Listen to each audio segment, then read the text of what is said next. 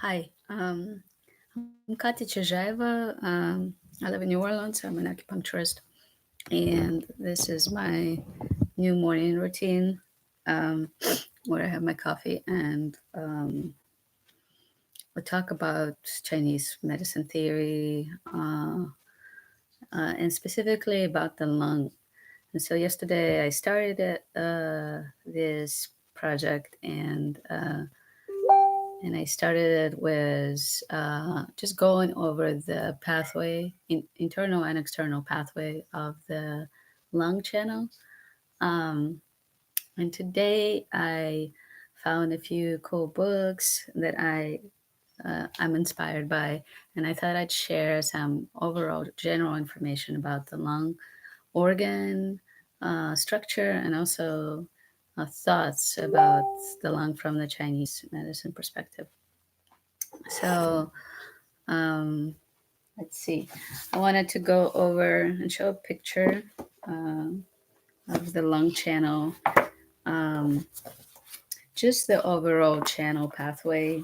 So here I'm going to show y'all. Do you see the man in blue to my right here? So that blue all the way down the chest and towards the thumb, arm, and the index finger is where the lung channel is situated. So um, So on the body, it would be this area of the arm.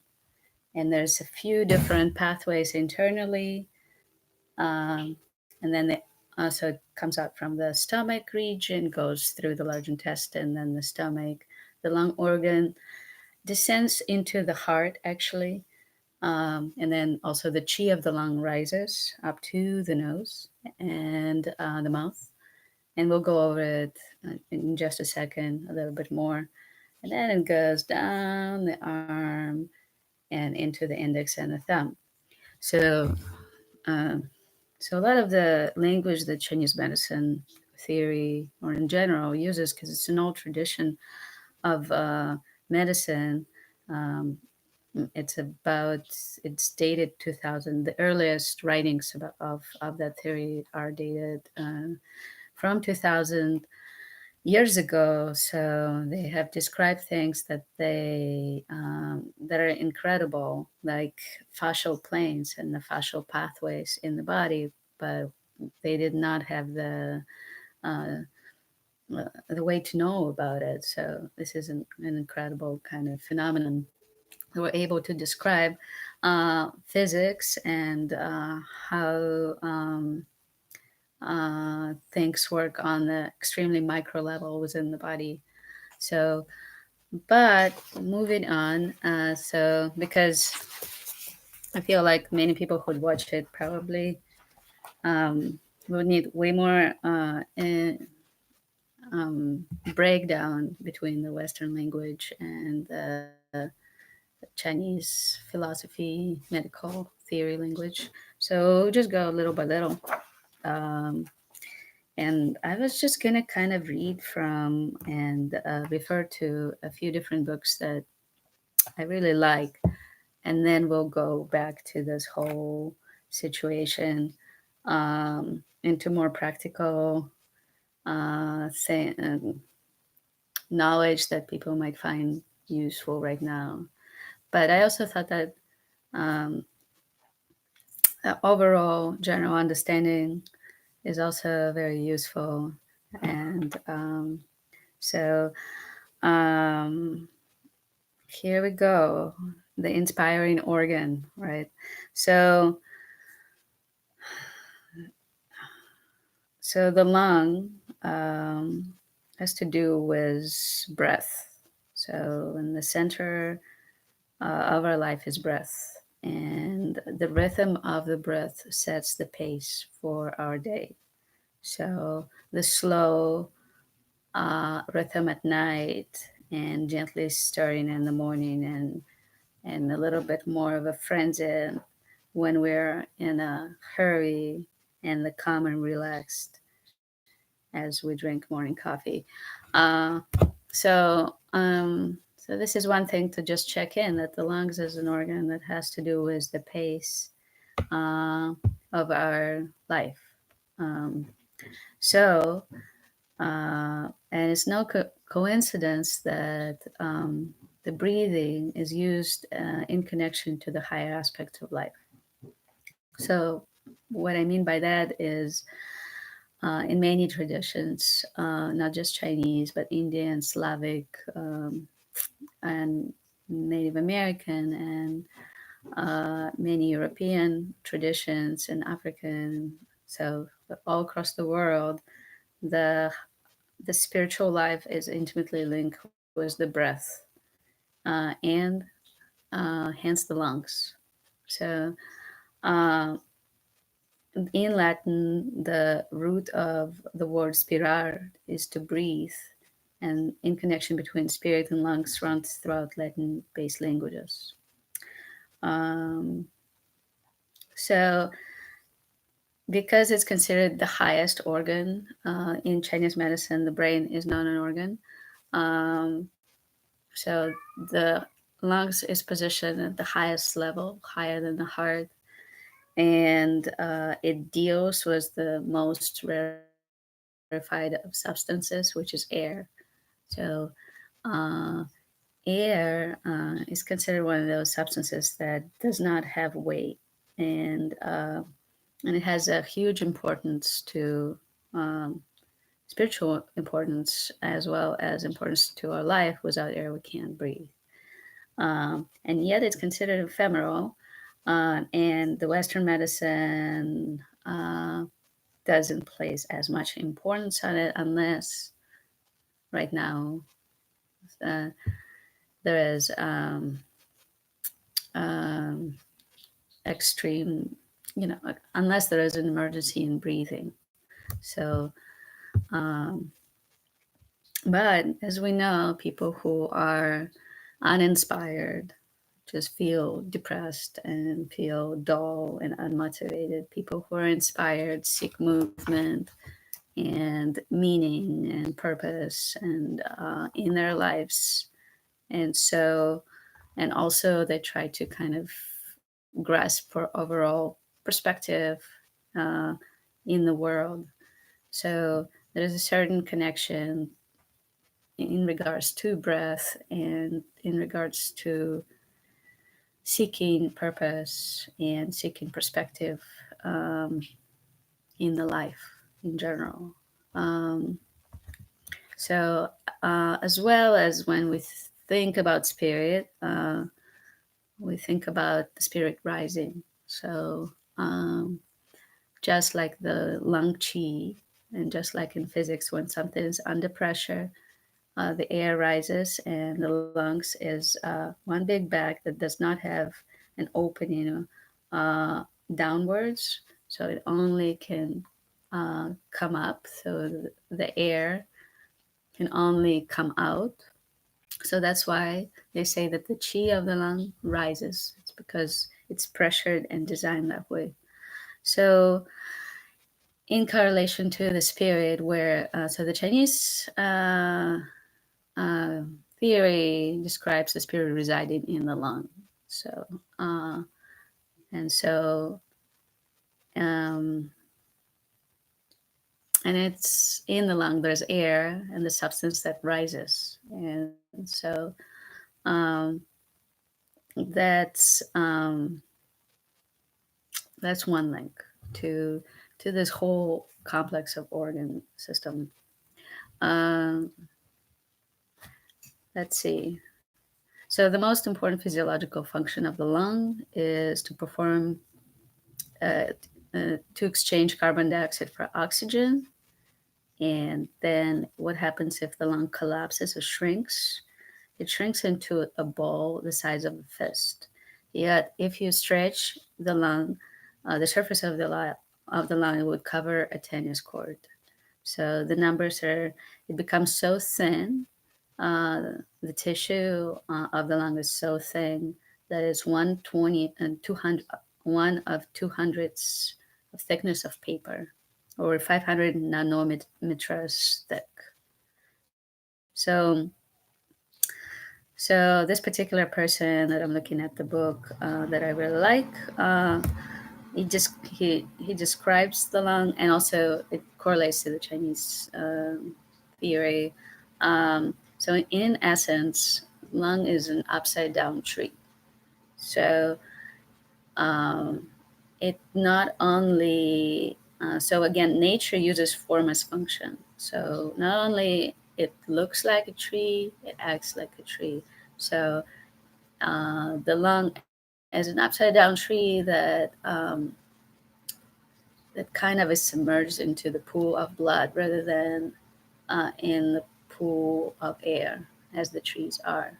And yet, that space in between the leaves and between the branches is essential for the tree and for the lung to to to have in order to exchange um, carbon carbon um, carbolic acid and transform it into carbon dioxide and water. In our case, in the case of the trees, transform carbon dioxide into sugar.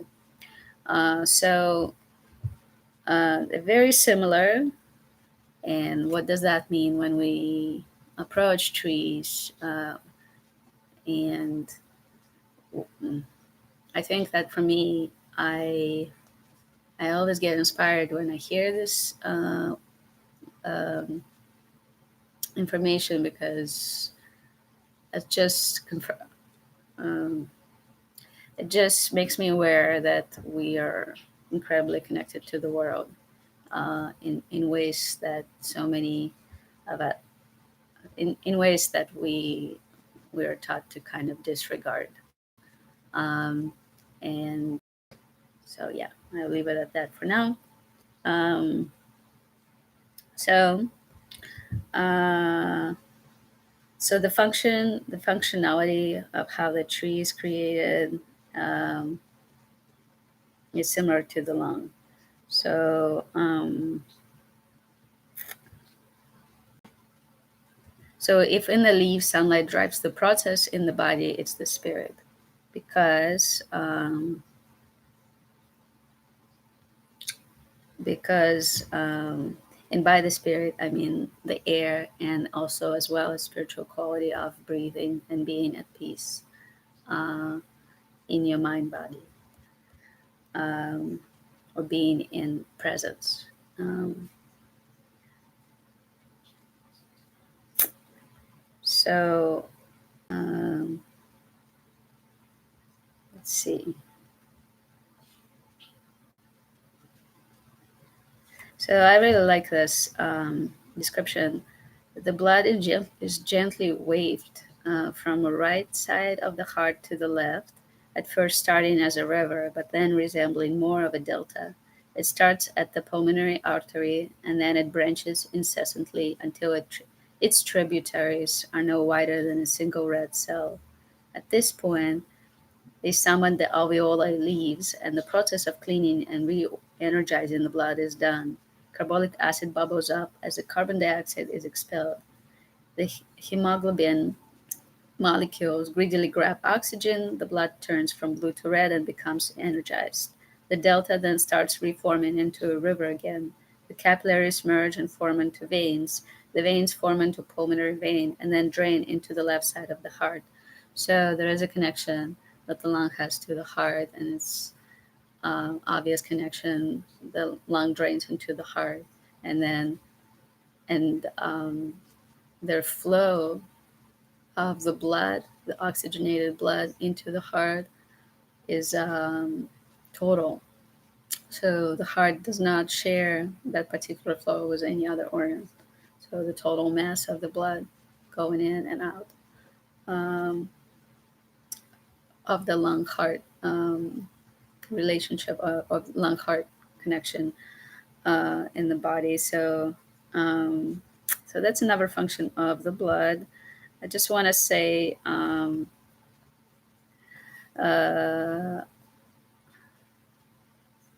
so So just again looking at the tree and the twigs, the branches, and the trunk, uh, and what they do for the tree is very similar to what the windpipe the bronchi, and um, and the alveoli do to the lungs. So um, in the tree, the branches and the twigs provide support, carry nutrients to the leaves, and transport sugar and other substances to the roots. And in the lungs, the windpipe provides support, and bronchi provides structure to the alveoli. So, and then transport the oxygen down to the alveoli and take back the carbon dioxide and water to the nose. So there's that connection. So, uh, and then I really like this particular sentence. The lungs are therefore almost more blood than their lung. Imagine a tree standing in all its glory in midsummer. The space between the leaves, between the branches, needs to be there for the air and light to circulate. Without the space, the tree would suffocate. It's the same with the lungs, but the space around the lungs is not just taken by air, it's taken by blood. So um, that's beautiful. It's just a beautiful image. So, because the lungs consist of extremely thin membrane in Chinese that's suspended in blood, they're considered a delicate organ, and that's a proper term. This is what they call it. Um, so, the delicate organ of the lung can be damaged by dryness, um, and that process is called emphysema because it burns the membranes. And then the fluids can easily fill the spaces as well, because there's actual spaces. They're like so bubbles. The alveoli, the tiny alveoli bubbles within the lung, um, are actually this very thin film. So this is what I'm talking about when you can stretch it out uh, across the football field. It's only if you take it all apart like a spider web. But if it's all together, there's tons of space in between. So as soon as the membrane busts, it collapses on itself. And then the inflammation of the body creates fluid into the potential spaces. Okay. So then another cool connection is that um, so the lung in Chinese medicine is connected to the spleen organ, spleen channel. Spleen is connected to earth. Lung is connected to air. Um, it's connected. Spleen is to earth because of digestion and digesting things and being in the center of the body. And so it's also connected to dampness. Dampness is a term that's used for inflammation or any kind of fluid buildup. So when you have that congestion in the lung, basically is dampness, and therefore there's a direct connection between the lung and the earth, or the lung and the spleen channel. Together, that pair is called tai yin. Tai yin. There's two more pairs, shao yin, and um, spacing and Juin. And then there's three more, but that's later. We can talk about it later if you're interested. Um, so, and that connection between the air and the sunlight, which by itself can't really reach the earth, they need the tree trunk to allow the trace minerals within the body of our world to be combined with the energy of the sun and building blocks of carbon to create dazzling world of green. Oh, in case of the tree, sunlight and air to but in our case, we need food in order to live and in order to create blood. So there is that connection between the ephemeral, the heavens, and the earth, the earthly connection to life. Um,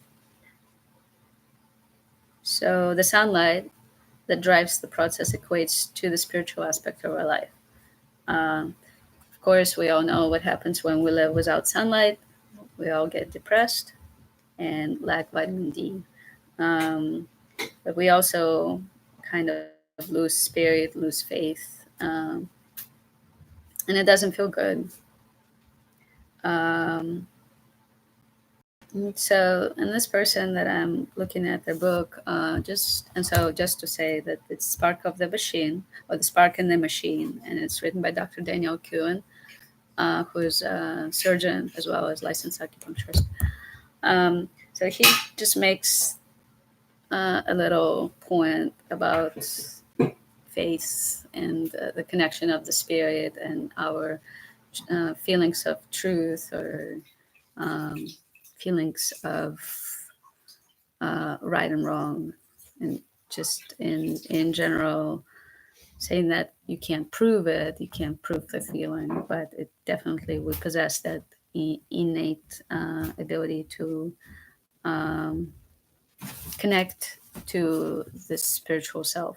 So in all the traditions, in all the history of humanity, people have been able to find that connection to the spirit, spiritual aspect of being alive. Um, yeah, and he makes a cool point saying that almost all traditions of exploring inner space use either breath or drugs to achieve this, and the drugs are often taken through the lungs. Yeah. So, okay, well, this was a little summary of the chapter on the beginning chapter of the Taiyin section of his book. Um, and then just to go over a little bit more about the lungs and cool facts, or um, so embryologically speaking, when you were developing in the embryo, the lung channel um, actually came from the same place as your gut. So your gut and that's the reason why the mouth and the nose join in the same space and then branch off again at the voice box. Is because they come from the same embryological place. So when you were an embryo, you were developing, and the gut and the lung were connected. This explains the very similar cell structures in the mucous membranes, in the epithelial cells of the nose and mouth, uh, and trachea, and the gut. So it's very similar cell structures. Um, that's why, partially, why in the Chinese medicine we look at the tongue, because the tongue can show us how the whole body functions, because of the similarities of the cell structures throughout the body, from the gut to the lung. Um, so the lung grows out of your primitive gut in the place where your voice box will end up. So, and let's see. And so it's been linked. The reason why that has happened embryologically, it's been linked to the development of fish. So that the lung, because of feeding, many fish filter particles of food from water that goes over their gills. So embryologically, we've developed from fish, and we possess that similar structure from the first stages of our development in uh, um, being very small. And that all comes and grows out of the yolk sac. So there's three different levels in the embryo: internal, external. Um, so that layer comes out of the yolk sac, which is internal layer of the um, embryo, or even the cell, the first cell. Uh, um, and thus, the lung organ is considered yin. So, in many Chinese medicine terminologies, there's different explanations for why things are considered what they're considered, yin versus yang. Usually, you hear that the yin organs are not hollow, but they're solid, and the yang organs are hollow. So, the yang organ, in connection to the lung, is considered to be a large intestine, and it's hollow, it's a tube. The yin organ is the lung, and it's filled with alveoli in this case.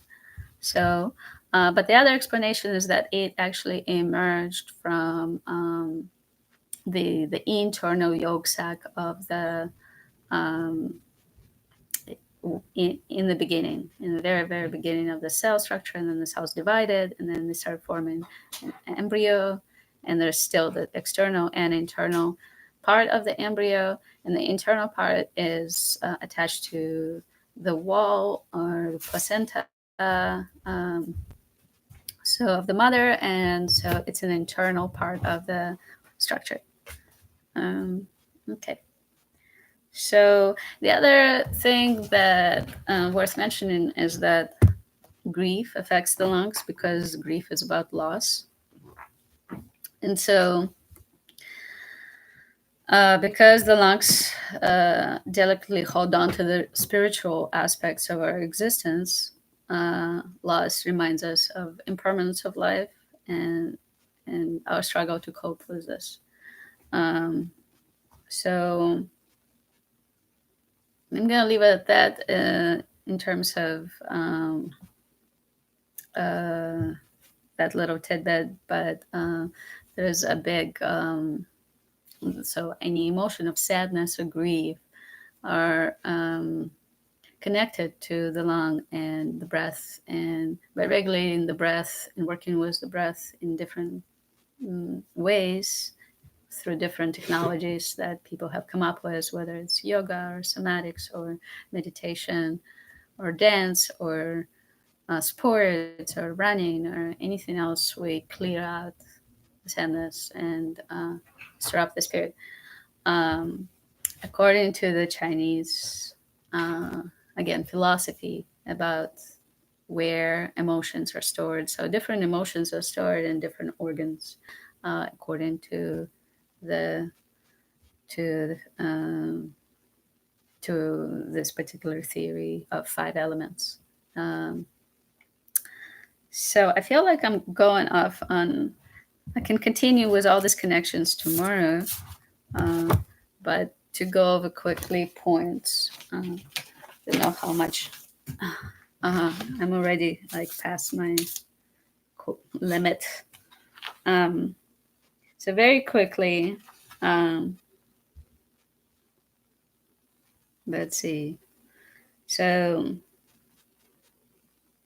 now I'm looking at Dead Man. Dead Man is not a dead man, but it's the last name of a guy, Peter Deadman, who wrote Manual of Acupuncture with Mazin Al Hafaji and Kevin Baker. So it's a manual. Many acupuncturists have that. It probably is online somewhere. Uh, so, so in terms of the actual theory, um, it might be helpful for y'all to hear it. The lung has five principal functions: governing qi and controlling respiration, controlling, disseminating, and descending.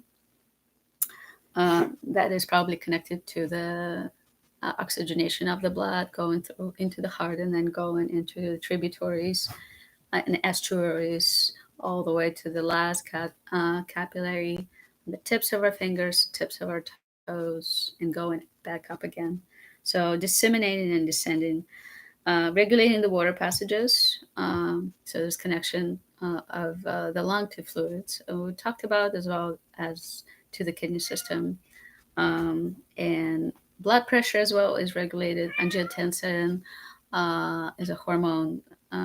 It's one of the hormones that regulate blood pressure, and uh, one of the subgroups of angiotensin is made in the lung. So the lung, as an organ, also has a cycle physiology and Western physiology that regulates high blood pressure, or I mean, sorry, blood pressure.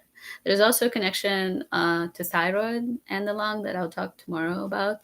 The thyroid is positioned in the throat. It's directly related to the whole organ system, and as well as embryologically, it connects. It grows out of the same place as the lung.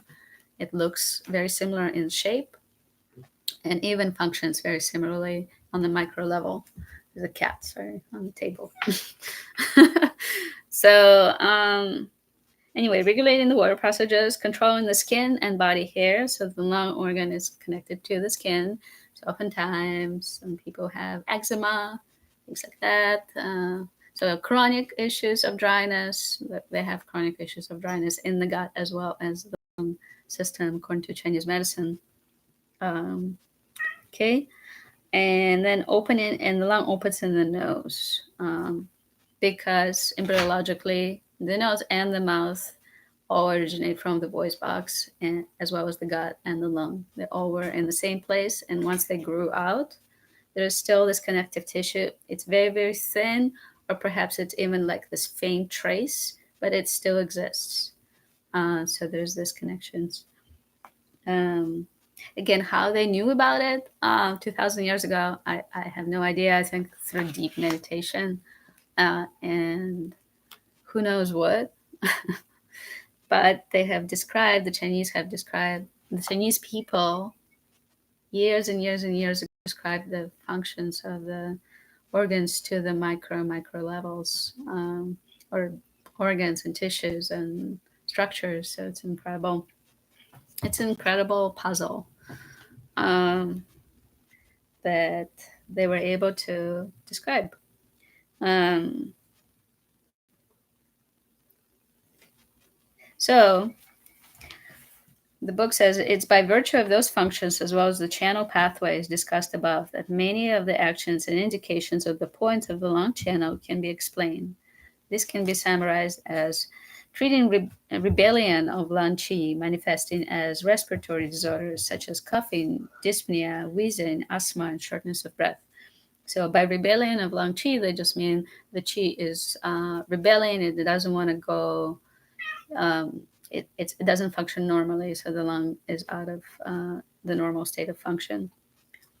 So another thing you can treat with points in the lung channel is restoring lungs disseminating functions when this is impaired by exterior pathogenic factors which lodge in the superficial portion of the body. Um, so yeah, it just talks about expelling bacteria and viruses. Um, Then treating nasal disorders, including nosebleed and nasal obstruction. Treating disorders of the throat, such as dryness, soreness, congestion, swelling, and pain. Treating edema. So edema is when fluids accumulate, like in your ankles. The reason is that if the lungs fail, the water will start to accumulate in the extremities and also around the lung and the heart. So that creates COPD, and emphysema, pneumonia, bronchitis. All this can trigger edema, but especially COPD, or it's when your lungs fail to excrete or move fluids in the body, as well as kidney system. Um, so anyway, treating edema and obstructed urination when this is caused by impairment of lung function of regulating the water passages and controlling disseminating and descending. And then treating vomiting due to rebellion of stomach qi. So that's because the lung pathway of the channel goes through the stomach. So you normally wouldn't treat it through the lungs, but it's just kind of is its own, because there is a pathway of the fascial pathway through the stomach, from the gut.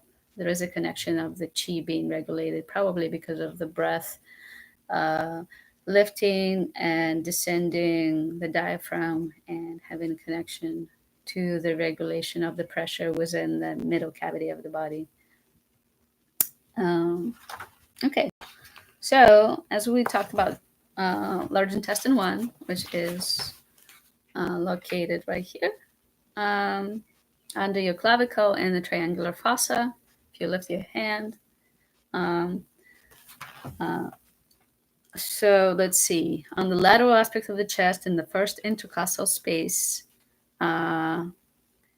away from the midline, and so right around here, there is 2 points, lung 1 and lung 2 below it, and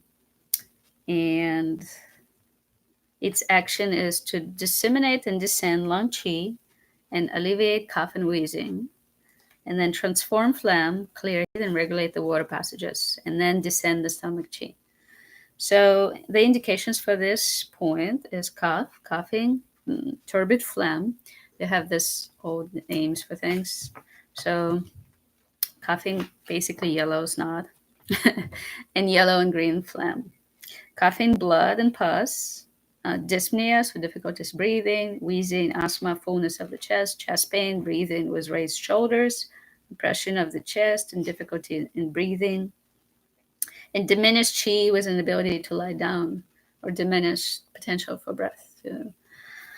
So the other indications are heat in the chest, aversion to cold, chills and fever, and sweating. So just um, the initial signs of the cold or that you might have, and also feeling of the heat, so bronchitis, um, and on. Um, and then throat, painful obstruction, nasal congestion, swelling of the face, difficult ingestion, vomiting, retching. This kind of basically like food poisoning symptoms. And then skin pain, running, um, mm, goiter, pain in the upper back and shoulder. So it's because the channel is connected to this area, the pain in the upper back and shoulder. The goiter is because goiters are connected to, um, they're often connected to the imbalance in thyroid condition, and lung and thyroid are linked.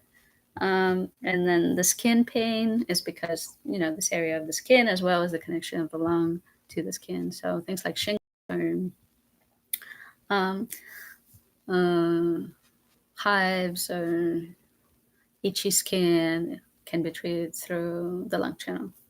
So I think this is good for now because I'm already at 37 minutes, as opposed to 16. And I just told myself I'm gonna record just one take because this, and not really edit things, or double take. I hope you found it useful. Um,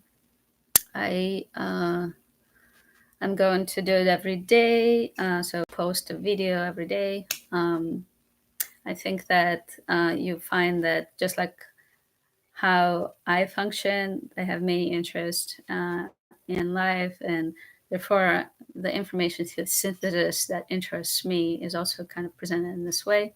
So today we went over just basic philosophical and theoretical ideas that are presented through Chinese medicine lens. And perhaps tomorrow we can go a little bit deeper into each point on the channel, and also connect again to the heart lung connection.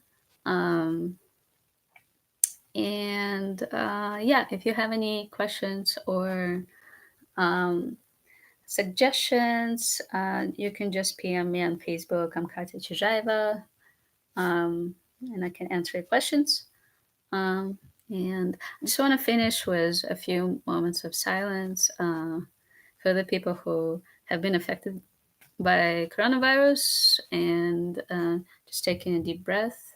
You can put your hand on your lung or your heart, stomach. But yeah, take a deep breath and just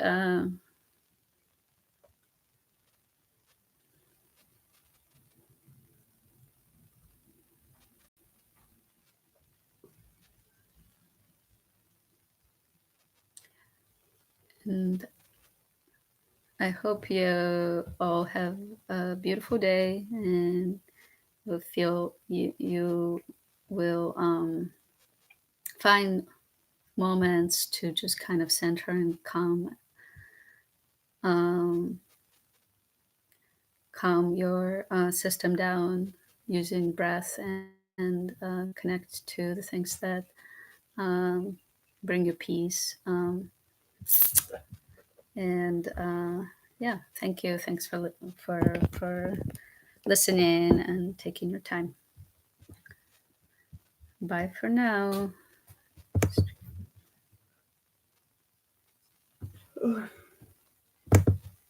Mm.